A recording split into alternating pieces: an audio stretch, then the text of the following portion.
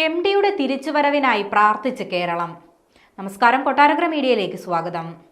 ഹൃദയാഘാതത്തെ തുടർന്ന് കോഴിക്കോട് സ്വകാര്യ ആശുപത്രിയിൽ കഴിയുകയാണ് മലയാളത്തിന്റെ പ്രിയ സാഹിത്യകാരൻ എം.ഡി. വാസുദേവൻ നായർ. നിലവിൽ അദ്ദേഹം ICUവിൽ ചികിത്സയിൽ കഴിയുകയാണ്. ഇതിനോടകം തന്നെ നിരവധി പ്രമുഖർ അദ്ദേഹത്തെ ആശുപത്രിയിലെത്തി സന്ദർശിച്ചു. അദ്ദേഹത്തിന് ശ്വാസതടസ്സം അനുഭവപ്പെടുന്നുണ്ടെന്നും ഗുരുതരാവസ്ഥയിലാണുള്ളതെന്നും എം.ഡിയെ സന്ദർശിച്ച M.N. കാരശ്ശേരി വ്യക്തമാക്കി. സംസാരിച്ചിട്ടും അദ്ദേഹം തിരികെ പ്രതികരിക്കുന്നില്ലെന്നും ഓക്സിജൻ കുറവാണെന്നാണ് ഡോക്ടർമാർ അറിയിച്ചതെന്നും M.N. കാരശ്ശേരി കൂട്ടിച്ചേർത്തു.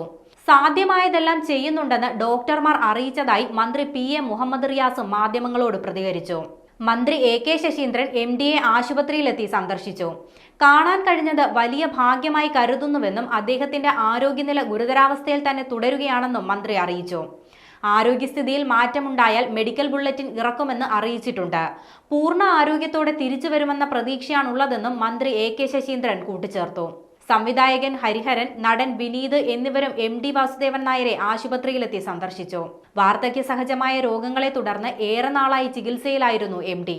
തുടർന്ന് ഹൃദയസ്തംഭനം സംഭവിച്ചതായി ആശുപത്രി അധികൃതർ മെഡിക്കൽ ബുള്ളറ്റിനിൽ വ്യക്തമാക്കി. നിലവിൽ ആശുപത്രിയിൽ വിദഗ്ധ ഡോക്ടർമാരുടെ നിരീക്ഷണത്തിൽ കഴിയുകയാണ് എം.ഡി. വാസുദേവൻ നായർ.